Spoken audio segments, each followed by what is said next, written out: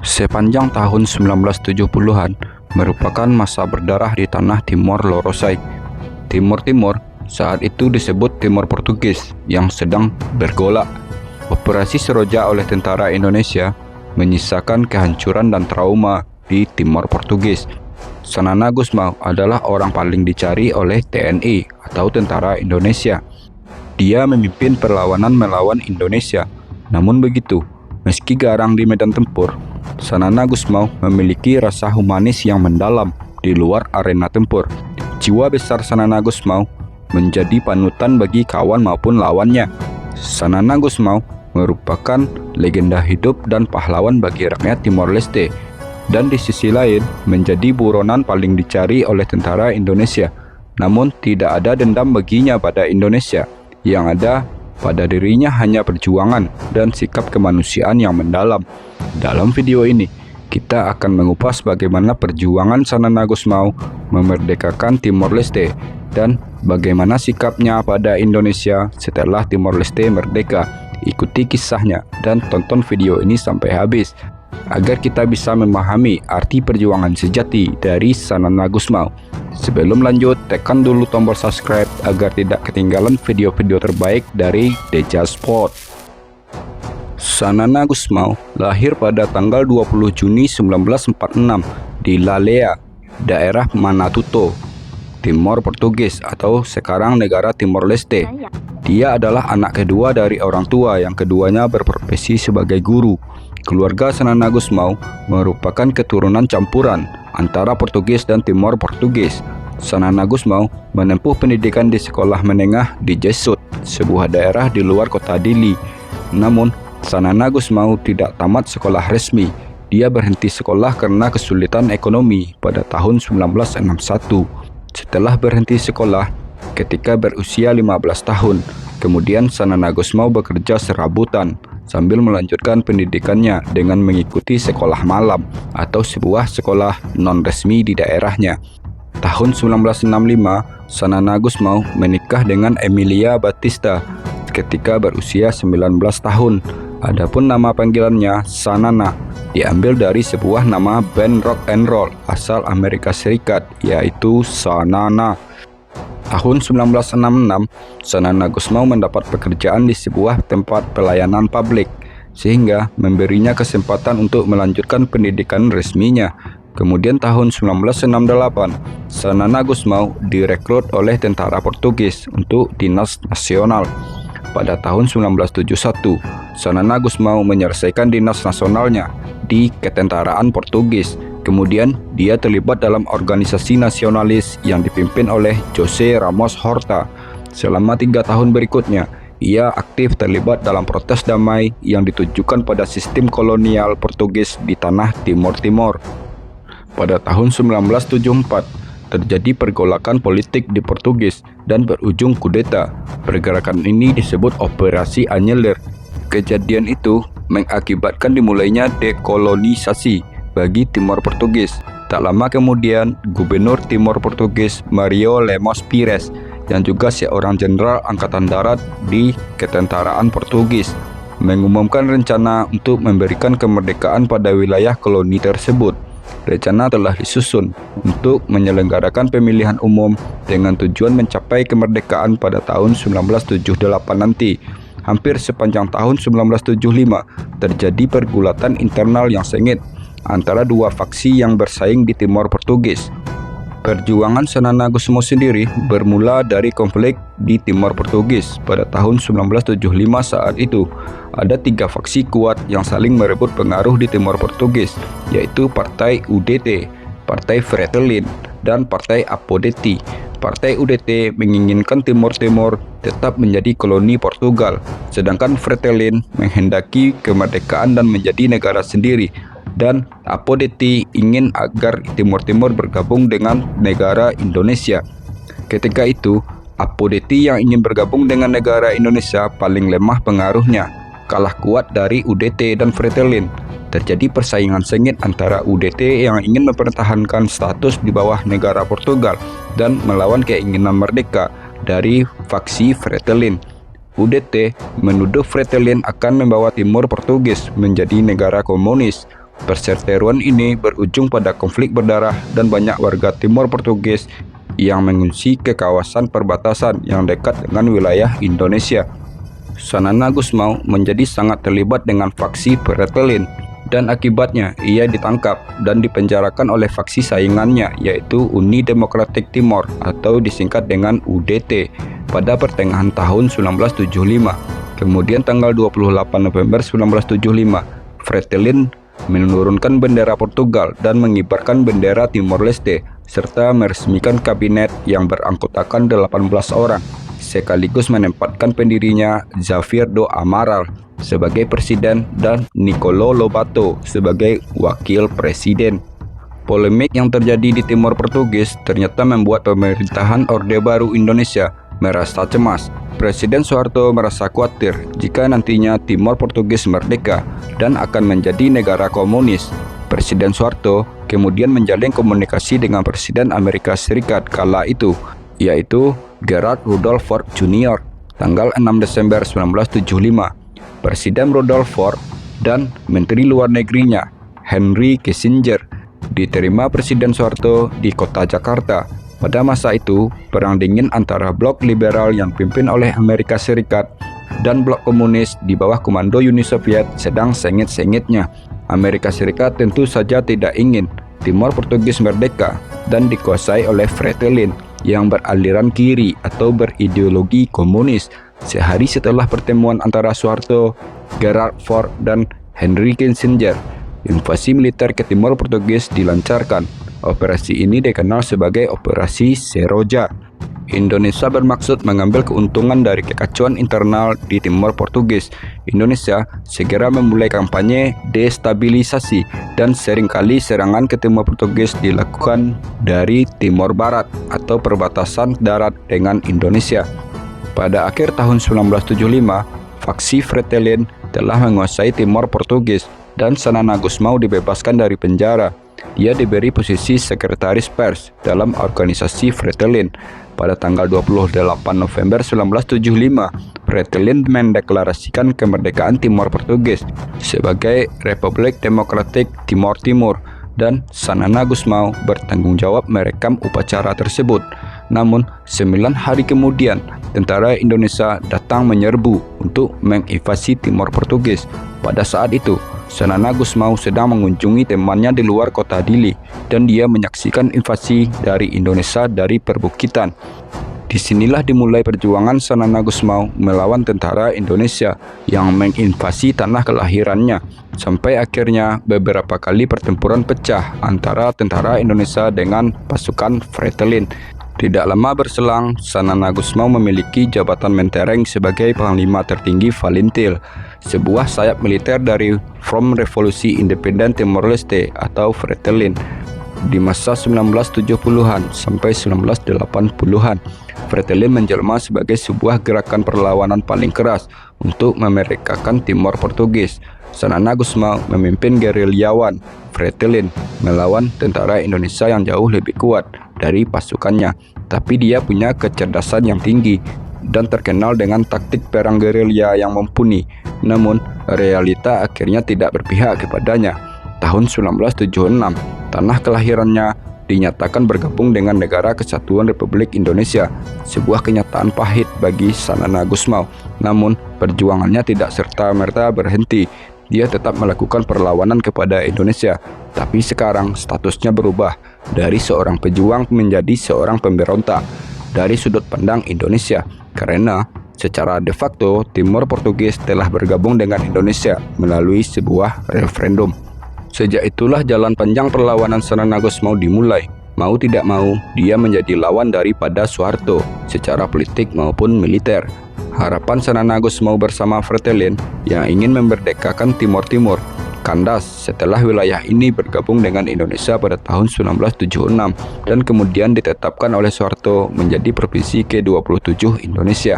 Meski Timor Timur bergabung ke Indonesia, Sanana Gusmão dan pasukannya mau tetap melanjutkan perang gerilya melawan Indonesia. Valintil sendiri sejak Timor Timur bergabung dengan Indonesia telah berganti rupa menjadi angkatan bersenjata pembebasan nasional dan tidak lagi berfungsi sebagai sayap bersenjata dari Partai Fretilin.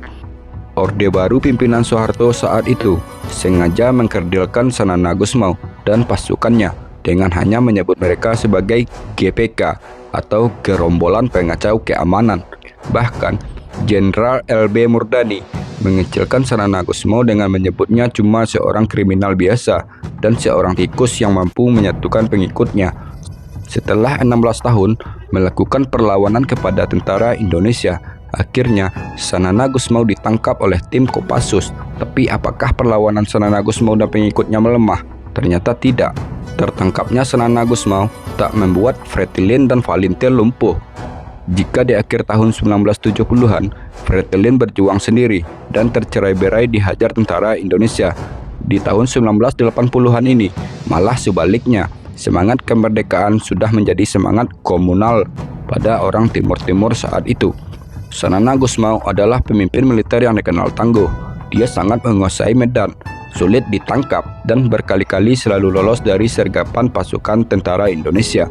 Sekian lama berjuang, akhirnya pada Sabtu malam tanggal 20 November 1992, Sanana Gusmao berhasil ditangkap oleh tim Kopassus di daerah pegunungan dekat kota Ar. Sebuah pasukan dari berbagai kesatuan TNI mengepung lokasi persembunyian Sanana Gusmao. Tim Kopassus bergerak cepat untuk mengepung tempat persembunyinya Sanana Gusmao yang ada di sebuah lereng bukit yang terjal, dan di bawah lereng itu terdapat sebuah sungai besar. Pasukan Kopassus masuk ke persembunyian Sanana Gusmao di sebuah pondok kecil. Tidak ada siapa-siapa di dalamnya, tapi naluri prajurit terletih tak bisa dibohongi. Ada hal yang mencurigakan. Dalam pondok kecil itu ada sebuah lubang yang ditutupi dengan plastik. Dan saat penutup dibuka, dengan tenangnya Sanana Gusmao keluar dari dalam lubang sambil mengangkat kedua tangannya, lalu tersenyum dan tidak menunjukkan rasa takut sama sekali. Disinilah akhir dari pengejaran Sanana Gusmao di medan pertempuran. Namun belakangan terungkap betapa Sanana Gusmao memiliki rasa humanis yang sangat mendalam selama pertempurannya dan mempunyai jiwa besar yang sangat karismatik. Kronologi penangkapan Sanana Gusmao ini dimuat dalam sebuah buku yang berjudul Kopassus untuk Indonesia yang ditulis oleh Iwan Santosa dan Nata Negara, terbitan tahun 2009. Dalam buku ini jelas digambarkan bagaimana tidak ada sedikit pun ketakutan di wajah Sanana Gusmao ketika ditangkap oleh tentara Indonesia, walaupun moncong senjata tertuju ke kepalanya. Kemudian, jurnalis kenamaan Najwa Shihab dalam sebuah wawancara dengan Sanana Gusmao juga sempat menanyakan perihal senyuman Sanana Gusmao saat ditangkap. Bagaimana dia masih bisa tersenyum dan tidak tersirat rasa takut sedikit pun pada dirinya saat itu. Dengan sedikit berseloroh, dia menjawab dengan santainya, "Karena saya tidak tahu cara menangis." Sanana Gusmao juga mengatakan dia sudah terbiasa dengan hal seperti itu dalam medan perang, bahkan sebelum menjadi Panglima Valintil. Dia merupakan seorang dokter di medan tempur. Berbagai luka dan kematian sudah tidak asing lagi baginya. Sanana Gusmao adalah benar-benar seorang pejuang revolusi, dokter, seorang penulis, pemimpin gerilyawan, diplomat, sekaligus ahli militer. Dia layaknya Che Guevara dari Timor Leste. Dia mengobati tentara Indonesia yang tertangkap dan tertembak, yang notabene adalah musuhnya sendiri. Bagi Sanana Gusmao, jika seorang musuh dalam keadaan terluka dan sudah tidak bersenjata, baginya musuh tersebut bukan lagi menjadi musuh, melainkan manusia, ujarnya dalam sebuah wawancara dengan Najwa Shihab. Sikap seperti itu memang sudah sering dilakukannya ketika perang antara TNI dan Fretilin sedang gencar-gencarnya. Pada tahun 1977 hingga 1978, seorang mantan anggota Fretilin, Jose de Conceição, bersaksi bahwa Sanana Gusmao melarang anak buahnya membunuh tawanan perang dari militer, dan jika yang tertangkap adalah rakyat biasa, Sanana Gusmao menyuruh mereka untuk dibebaskan. Begitupun tawanan dari tentara Indonesia diperlakukan dengan sangat baik oleh Sanana Gusmao dan pasukannya. Ketika terjadi pertempuran di Gunung Matabin, seorang tentara Indonesia, Sersan Edi, tertembak kakinya, kemudian ditangkap hidup-hidup dan disembunyikan di dalam gua. Di dalam gua itulah Sanana Gusmao malah mengobatinya dengan ramuan tradisional. Begitu kata Jose de Conceição dalam sebuah wawancara dengan Harian Kompas pada tahun 1993. Meski hubungan antara Sanana Gusmao dan tentara Indonesia pada waktu itu adalah buronan dan pemburu. Kenyataan tak juga melunturkan sikap humanis Sanana Gusmao. Ia tetap bersikap baik terhadap tahanan dari tentara musuh sekalipun. Sanana Gusmao seakan ingin menunjukkan pada dunia bahwa ia adalah pejuang kemerdekaan, bukanlah sekelompok buas seperti tudingan orang-orang. Terlepas dari sebuah misi dan komando, seorang tentara sejatinya adalah seorang manusia. Begitulah cara pandang Sanana Gusmao. Karakter semacam itulah yang membuat Sanana Gusmao disegani rakyat Timor Leste, sekaligus memiliki karisma tinggi sebagai seorang pemimpin pasukan. Bahkan setelah tertangkap pun, Jenderal Tri Sutrisno datang sendiri melihat sekaligus berdialog dengan Sanana Gusmao. Jenderal Tri Sutrisno memperlakukan Sanana Gusmao dengan sopan, layaknya seorang jenderal bertemu dengan jenderal. Tri Sutrisno meminta supaya Sanana Gusmao menghentikan perlawanan karena banyak rakyat menghendaki integrasi dengan Indonesia. Mendengar pertanyaan itu, Sanana Gusmao menjawab dalam bahasa Inggris, tidak dalam bahasa Indonesia, seolah-olah dia ingin membuktikan bahwa dirinya bukanlah orang Indonesia. Padahal dia sangat fasih dengan bahasa Indonesia. Dia menyampaikan bahwa kemerdekaan Timor Timur adalah cita-cita perjuangannya selama ini. Di kemudian hari, dokumen transkrip pertemuan antara Soeharto dan Presiden Gerald Ford dipublikasikan tanpa sensor pada 7 Desember 2001. Di dalamnya terungkap bahwa pemerintah Amerika Serikat secara sengaja membiarkan invasi militer Indonesia ke Timor Portugis.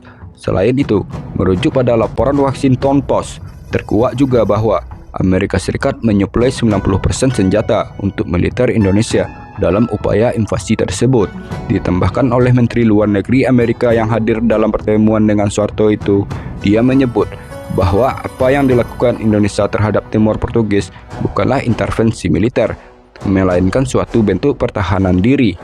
Presiden Soeharto menyebut dengan wilayah kecil yang minim sumber daya itu, Timor Portugis tidak layak menjadi sebuah negara yang merdeka. Tapi bila menjadi bagian dari negara Portugis, tentunya akan menjadi beban besar karena negara induk mereka berada sangat jauh. Sedangkan bila bergabung dengan negara Indonesia sebagai wilayah yang independen juga tidak mungkin terjadi karena Indonesia berbentuk negara kesatuan. Satu-satunya cara adalah mengintegrasikan Timor Timur ke Indonesia. Pada 7 Desember 1975, terjadilah Operasi Seroja. Operasi sebagai respon atas tindakan Partai Vertellien yang mendeklarasikan kemerdekaan Republik Demokratik Timor Timur. Operasi Seroja disebut-sebut sebagai operasi militer terbesar yang pernah dilakukan militer Indonesia dengan melibatkan semua unsur angkatan bersenjata, mulai dari angkatan darat, angkatan laut, dan angkatan udara. Pertempuran ini diperkirakan menewaskan sekitar 100.000 hingga 180.000 korban jiwa yang terdiri dari tentara dan warga sipil. Dalam sebuah wawancara, Sanana Gusmao menyebut bahwa perlawanan bersenjata sudah tidak efektif dan sudah dipastikan tidak mungkin mereka menangkan. Maka mereka melakukan pergerakan bawah tanah yang terorganisir untuk memperjuangkan kemerdekaan Timor Timur. Akhirnya kesempatan itu datang setelah Soeharto jatuh ditumbangkan mahasiswa dan krisis moneter hebat di tahun 1998. Ketika Presiden B.J. Habibie naik ke tampuk pimpinan Indonesia, kesempatan itu datang. Habibie menawarkan referendum dengan pilihan merdeka atau tetap ikut Indonesia dengan otonomi khusus. Dalam sebuah buku yang berjudul Detik-detik yang Menentukan, karya B.J. Habibie yang terbit tahun 2004, Presiden Habibie mengatakan, memerdekakan Timor Timur adalah jalan yang harus dipilih. Menurut B.J. Habibie, penyelesaian status di Timor Timur melalui jalan referendum sesungguhnya sudah bertahun-tahun diajukan berbagai pihak dalam forum-forum internasional. Alasan mendasar adalah karena setiap negara berhak untuk menentukan nasibnya sendiri. Kebijaksanaan Habibie ini menuai banyak pujian. Bahkan sang Presiden Indonesia ketiga ini begitu dicintai oleh rakyat Timor Leste. 20 tahun setelah kemerdekaan Timor Timur, nama B.J. Habibie diabadikan menjadi nama jembatan di Timor Leste. Jembatan B.J. Habibie berdiri di Desa Bidau, Santana, dan dibangun oleh badan usaha milik negara Timor Leste dengan biaya sebesar 3,9 juta US dollar. Hubungan pribadi antara Sanana Gusmao dan B.J. Habibie sendiri sangatlah dekat. Sanana Gusmao mengaku hubungannya dengan B.J. Habibie sangat kuat dan mendalam. Tidak hanya memberikan referendum bagi Timor Timur, Habibie juga membebaskan Sanana Gusmao dari tahanan politik yang seharusnya dijalaninya selama 20 tahun. Bulan Agustus 2019, Sanana Gusmao langsung membatalkan semua agendanya begitu mendengar B.J. Habibie jatuh sakit sebagai bentuk penghormatan untuk kawan lama. Selanjutnya, dunia melihat sendiri betapa indah dan hangatnya persahabatan dua pemimpin negara yang pernah berkonflik itu. Tanggal 22 Juli 2019, Sanana Gusmao menjenguk B.J. Habibie ke Rumah Sakit Angkatan Darat Gatot Subroto. Bagi yang menyaksikan langsung, mungkin air mata akan tertumpah. Pemandangan itu begitu mengharukan. Habibie berbaring dan Sanana Gusmao duduk di samping ranjangnya. Sambil menggenggam tangannya, Sanana Gusmao mencium kening sang kakak yang terbaring sakit. Semua haru melihat bagaimana Sanana Gusmao membaringkan kepalanya kepada sang kakak. Kemudian kakaknya mengelus kepala Sanana Gusmao penuh kasih. Tak lama setelah itu, pada tanggal 11 September 2019, Presiden Habibie wafat. Sanana Gusmao merasa sangat kehilangan sosok seorang guru, seorang sahabat sekaligus kakak baginya. Tak hanya dengan Presiden Habibie, Sanana Gusmao juga bersahabat dengan Presiden Megawati dan Presiden SBY. Bahkan SBY menganugerahkan penghargaan Bintang Republik Indonesia Adipurna kepada Sanana Gusmao pada tahun 2014. Sampai saat ini, hubungan Sanana Gusmao dengan Indonesia, negara yang pernah menjadi bagian gelap perjuangannya itu, begitu kuat dan erat. Begitupun Presiden Jokowi mendukung Timor Leste untuk ikut bergabung dalam komunitas negara-negara Asia Tenggara atau ASEAN. Begitulah Sanana Gusmao, tak ada dendam di hatinya meskipun bertahun-tahun terlibat perang dengan pasukan Indonesia, ditangkap dan dijatuhi hukuman 20 tahun penjara oleh rezim Orde Baru. Sanana Gusmao menyampaikan, perangnya adalah perang melawan pendudukan atas Timur Timur, bukan terhadap Indonesia.